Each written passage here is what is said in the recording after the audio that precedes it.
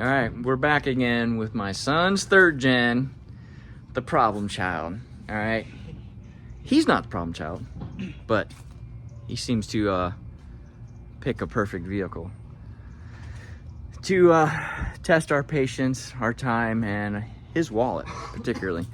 So this time, this particular 4Runner has an electronic actuated four-wheel drive. The button is on the shifter that is in down there in the center console. You got to push the button and then you can move it into forward low and neutral and whatever from there. But it is a button, so therefore it's got an actuator on the transfer case, on the four-wheel drive transfer case itself. The actuator, from the best that we could determine, went out. Well, that part is discontinued. We could not find it anywhere. It's basically impossible to find from what we scoured the internet and could find. So we decided to buy a J shifter transfer case out of I think it was a 98 Tacoma, but I'm not 100% on that, guys. So if basically just get a J shifter transfer case. Just make sure you get the transfer case that has the four-wheel drive on for the output on the front that is on the driver's side. The rest of it, if you've never done one of these, guys, this is obviously not a how-to video because we've already done it, but it's fairly simple changing these transfer cases. The shifter lines up right in the hole. I mean, everything lines up right. If you've never done one of these, basically you take your transmission mounts off, your drive lines off, you take your bolts out of your drive shaft, drop your drive shafts. We pulled out this cross member here too, to let the drive shaft out a little farther. Once you do that, this thing will kind of settle down. It'll fall down a little bit, and you can unhook all your harnesses and pull your bolts out of your transfer case, and then pull it off, put your new one on. It's fairly simple process. Now, there are some switches that did match up, and one of them that we had to wire up, the harness did not match up. Now, I tried to find some schematics and some information on what those switches actually go to and what they actually do. I'm sure they send a signal to whether it be in 4 low, 4 high, neutral, or four-wheel drive, or whatever it is. Hang on. Just some F-35s flying over. Like I was saying before America rudely interrupted, the switches, not really sure what they did, but I did hook them up. 2 of the 3 switches, the harnesses plugged right in. 1 of them did not. So I spliced the wires in, made the harness work.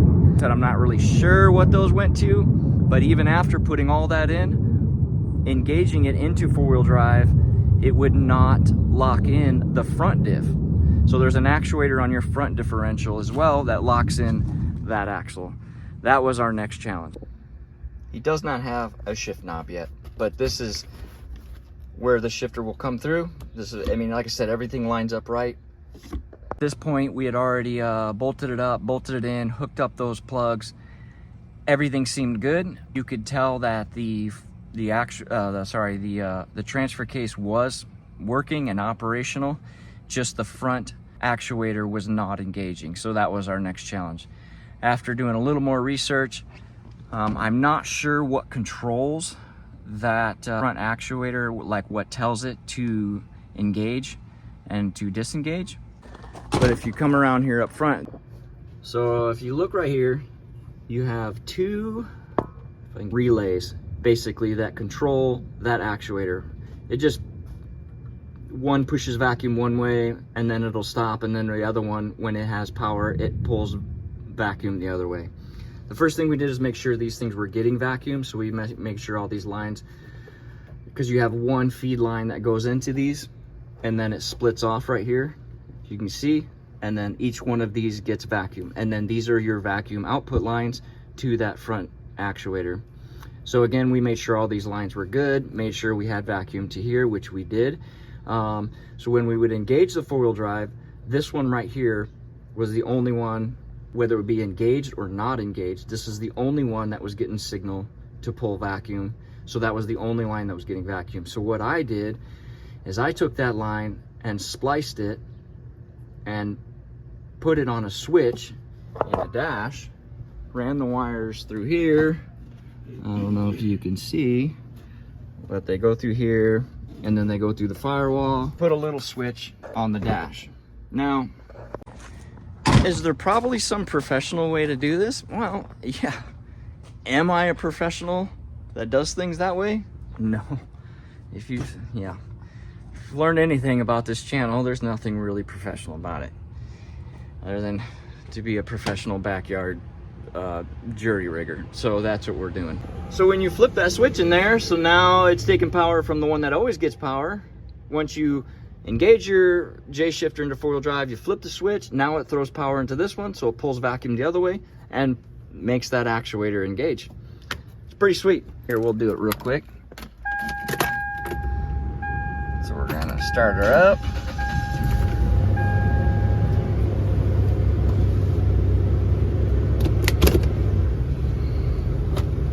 Down into 4 high. As you can see, these are the current lights on the dash. It's a little dusty and bad shadow, but we're gonna flip our little switch here up. You can see over here now, it is engaged. It even throws a 4-wheel drive light on the dash. So now that front actuator is engaged. And then when you're done, you flip the old butteroo over here.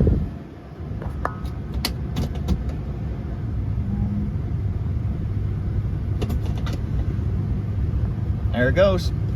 Heard her click. She's now back in 2-wheel drive.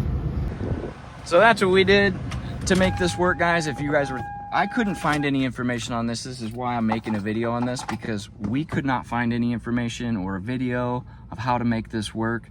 Obviously, in my opinion, this is a much more reliable system. This has taken one problem part out of this vehicle that really was unnecessary.